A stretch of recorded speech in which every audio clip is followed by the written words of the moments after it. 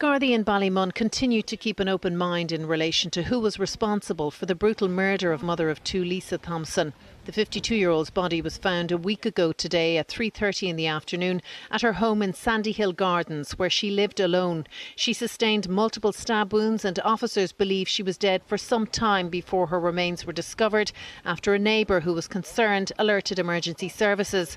Gardaí say no one has been questioned so far as a suspect in this investigation. Ballymun, a quiet suburb on Dublin's north side, is usually a place where life moves slowly, where neighbors know each other, and where the sound of children playing is more common than that of sirens in the night. But in May 2022, that peace was shattered in the most horrifying way imaginable. Inside a modest two-story home at Sandyhill Gardens, a brutal and frenzied attack took place. 52-year-old Lisa Thompson, a woman who had lived in this community her entire life, was discovered dead, strangled with a window blind cord and stabbed repeatedly, more than a dozen times. 6 of those stab wounds had pierced her heart. The sheer violence of the attack was almost beyond comprehension.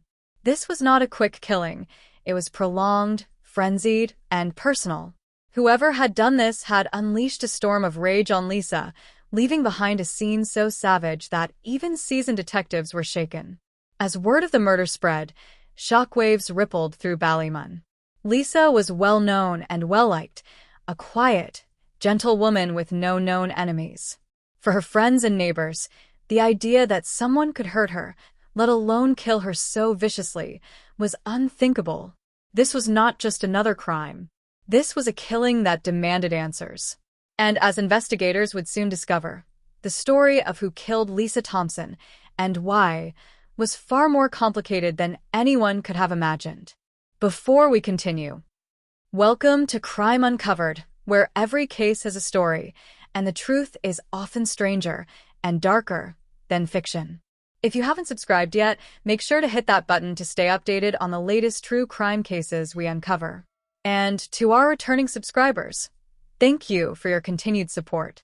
Don't forget to like this video so it reaches more people who care about the truth behind the headlines. I would love to know where you are watching from. Drop your country in the comments below. So back to the case. To understand the impact of Lisa Thompson's murder, you first have to know who she was. Lisa had spent her entire life in Ballymun. For more than a decade, she lived at Sandyhill Gardens, where her neighbors came to know her as a kind and approachable woman. She was the type of person who would stop to chat, offer a helping hand, or check in on those around her.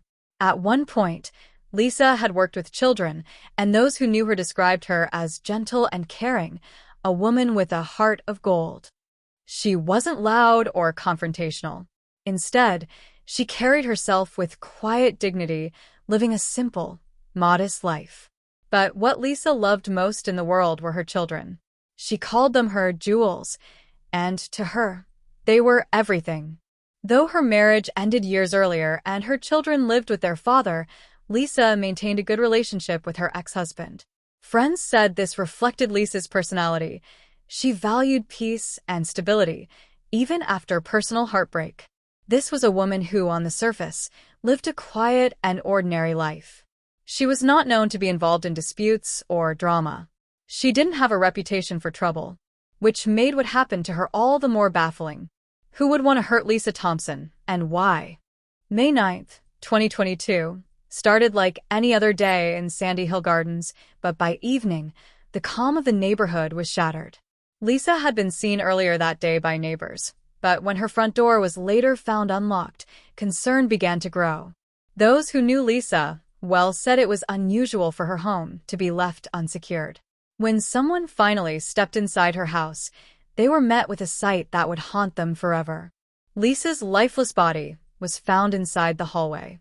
She had been brutally attacked, strangled with a cord from her window blinds, and stabbed more than a dozen times. 6 of those wounds had pierced her heart, leaving no chance for survival. The crime scene was horrific, the kind that even hardened investigators never forget.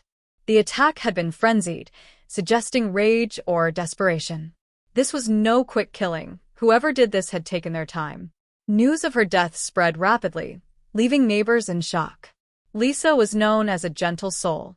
For many, The thought that such a savage act could happen to someone like her was almost impossible to process.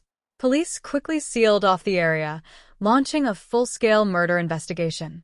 Whoever had done this was still out there, and no one in Ballymun felt safe until answers were found. The discovery of Lisa Thompson's body set off one of the most intensive murder investigations Ballymun had seen in years. Detectives from Garda Síochána, the Irish police, descended on Sandy Hill Gardens, determined to piece together exactly what had happened inside that house. The crime scene was immediately sealed off, and forensic teams moved in. Every inch of the home was photographed, examined, and combed for evidence. The brutality of the attack suggested that this was not a random burglary gone wrong. It was something personal. Investigators focused first on the obvious clues: the weapon used, the ligature from the window blinds, and any possible signs of forced entry. Interestingly, there was none. The front door had been unlocked, but there were no signs of a break-in, leading detectives to believe that Lisa may have let her killer inside voluntarily, someone she likely knew and trusted. Forensic teams collected fingerprints, fibers, and DNA samples from around the house, hoping to find something that would point to the attacker. The ligature used to strangle her was carefully preserved, as it could hold vital evidence such as skin cells or fingerprints. At the same time, detectives began their neighborhood canvass. They went door to door, speaking to residents and asking if anyone had seen or heard anything unusual on the day of the murder. Ballymun is a close-knit community, and neighbors were eager to help. Several people reported seeing a man coming and going from Lisa's house in the days leading up to the murder, information that would soon prove crucial. CCTV footage from the area was also collected. In modern investigations, cameras often provide the breakthrough police need, and detectives hoped that somewhere in the hours of footage would be a clue, maybe even the killer himself. This early stage of the investigation was painstaking. Detectives knew that the first 48 hours were critical, but with no immediate suspect, pressure was mounting. The media had picked up the story, and Ballymun was on edge. Who could have committed such a savage crime?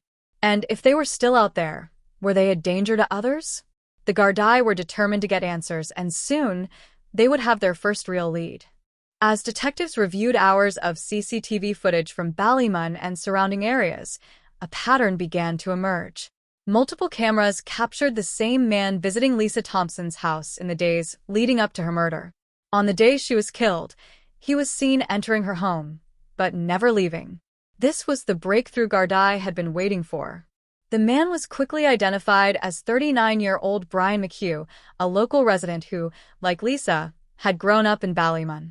Brian McHugh was known to police, but not for violent crimes. Nothing in his past hinted at the level of brutality they had just witnessed. Detectives began digging into Brian McHugh's background and quickly learned that he and Lisa had known each other for some time. Neighbors recalled seeing him visit her frequently. Some described their relationship as friendly, while others hinted at arguments that had taken place between them.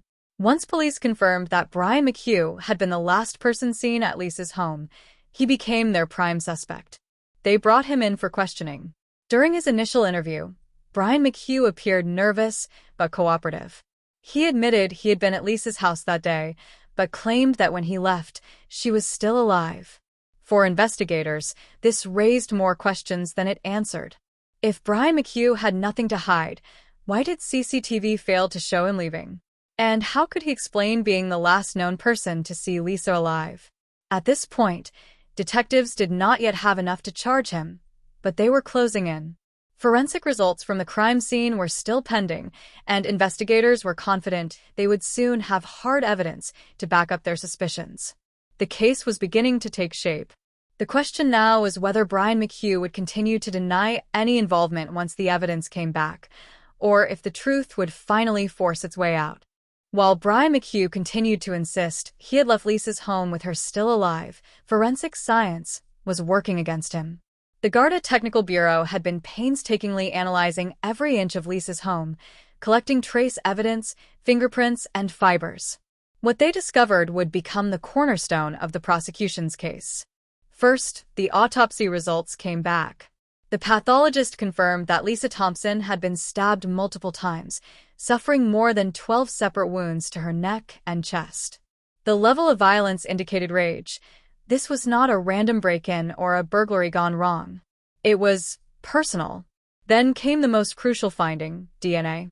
Forensic experts swabbed the blind cord, the very one used to strangle Lisa before she was stabbed, and found a mixed DNA profile.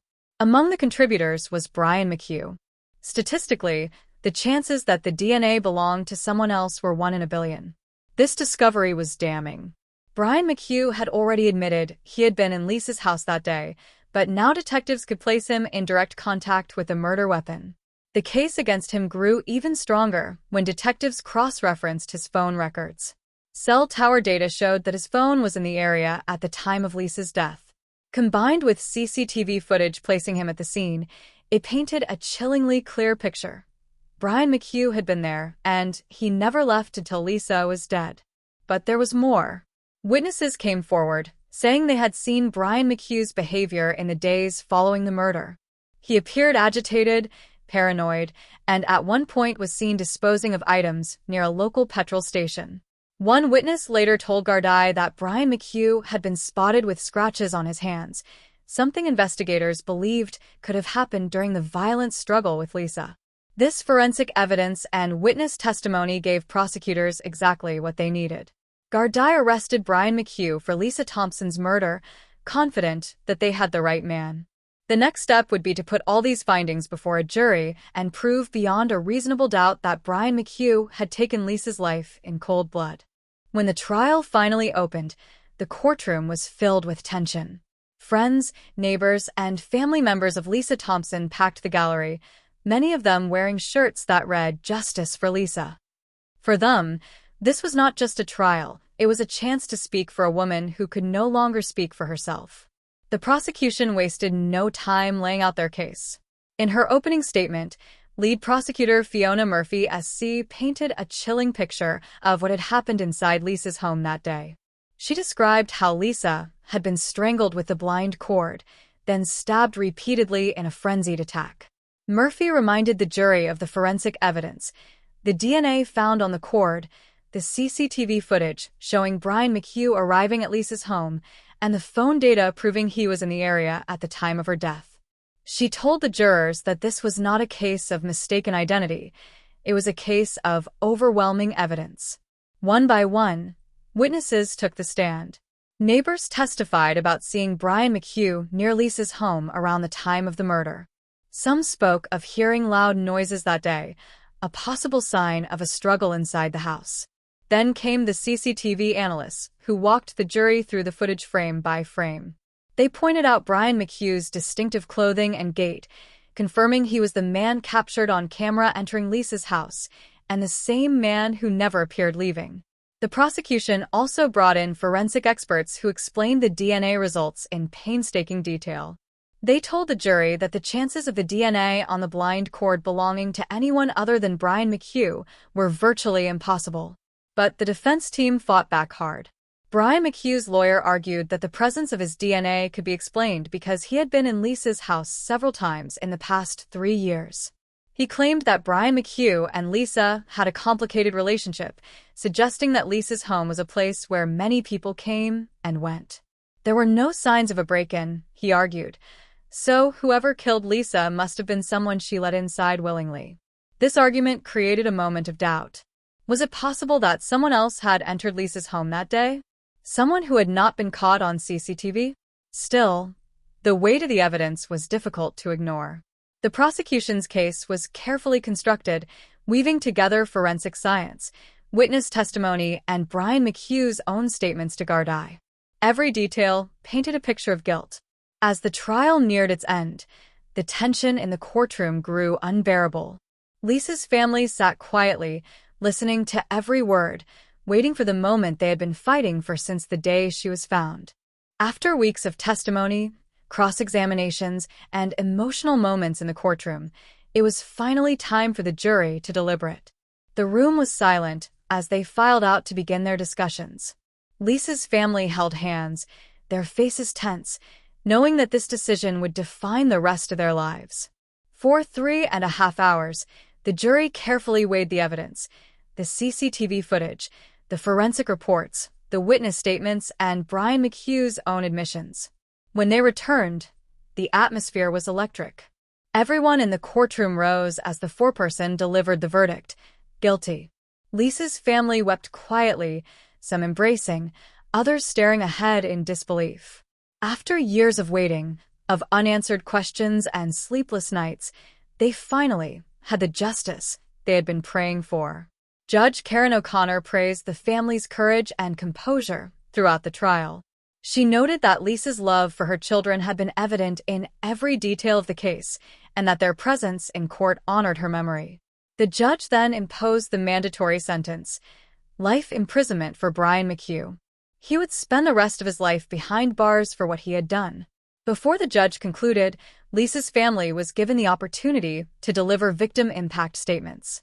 Her sister, Ashley, stood before the court, her voice steady but filled with emotion.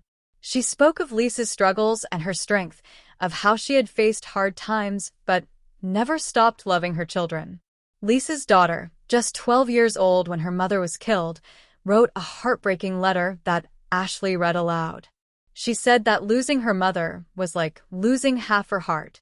She would never forget Brian McHugh's evil eyes, a man she once trusted who had played and laughed with her, only to take her mother's life in the very house where they had shared so many happy memories. Her son also wrote of the pain and emptiness left behind, describing how his mother's death had sent ripples of grief through their entire family. The courtroom was silent as Judge O'Connor listened, her expression solemn.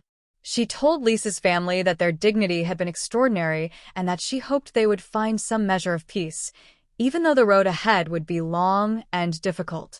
For Lisa's loved ones, the verdict marked the end of a chapter, but not the end of their grief.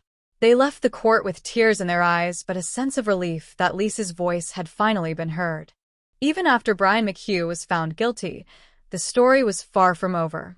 There was still the matter of Dearie Arnold, McHugh's former partner, and the woman prosecutors believed had acted as his getaway driver on the night of Lisa's murder. Dearie, a 42-year-old mother of 3, had once worked as a drug counselor for the HSE. Her life had spiraled after meeting Brian. Once sober, she fell into addiction, becoming dependent on heroin and crack cocaine. Their relationship was toxic and violent. She had previously taken out an order banning him from seeing her and had reported multiple instances of domestic abuse, including one occasion where she said Brian broke her arm by stomping on it. Detectives presented text messages she sent to McHugh shortly after Lisa's murder. These were not ordinary messages. They contained chilling details about strangulation and ligature marks that had never been made public. "I could have been like Lisa today. Strangle and stab. Look what you did," one message read. Another stated, "I am near the end like Lisa, and you tried to kill me." Despite claiming she feared Brian, the evidence showed that Dearie had checked him into a hotel near Dublin airport just days after the murder and allowed her car to be used to dispose of stolen items. Investigators believed she knew exactly what Brian had done that night. When Dearie was brought before the Dublin District Court, she was charged with impeding the apprehension or prosecution of the principal offender, essentially helping Brian evade justice. The court granted her bail under strict conditions. She had to live at home, obey a curfew, sign in twice weekly at the Garda station, surrender her passport, and avoid any contact with witnesses or Brian. Her trial was just as emotionally charged as McHugh's. The prosecution argued that she had knowingly waited outside Lisa's house for more than an hour while Brian murdered Lisa inside, then drove him away. The defense countered that she was a victim of abuse, terrified of what Brian might do if she disobeyed him. But the jury didn't accept her claim of ignorance. The text messages, they concluded, proved that she knew what Brian had done. They found her guilty of perverting the course of justice. When it came time for sentencing, Lisa's now 15-year-old daughter submitted another victim impact statement. In her letter, she addressed Dearie directly. "Maybe McHugh did abuse you. Maybe you were scared. But that doesn't make you innocent. You had a choice, and you chose to be a part of something unforgivable. My whole world fell apart when you came into it." Her words were devastating, filled with the pain of a child who had lost everything. She ended her statement with a haunting line. "I hope every time you close your eyes, the silence of the night reminds you of how you silenced my mother's voice." Dearie Arnold was sentenced to 3 years in prison, with the final 12 months suspended. Her defense counsel said she now accepted the jury's verdict and had written a letter to Lisa's family apologizing for her role in their suffering. For Lisa's loved ones, this marked the final chapter of a case that had consumed nearly 3 years of their lives. Justice had been served, but the loss of Lisa Thompson was something that no sentence could ever make right.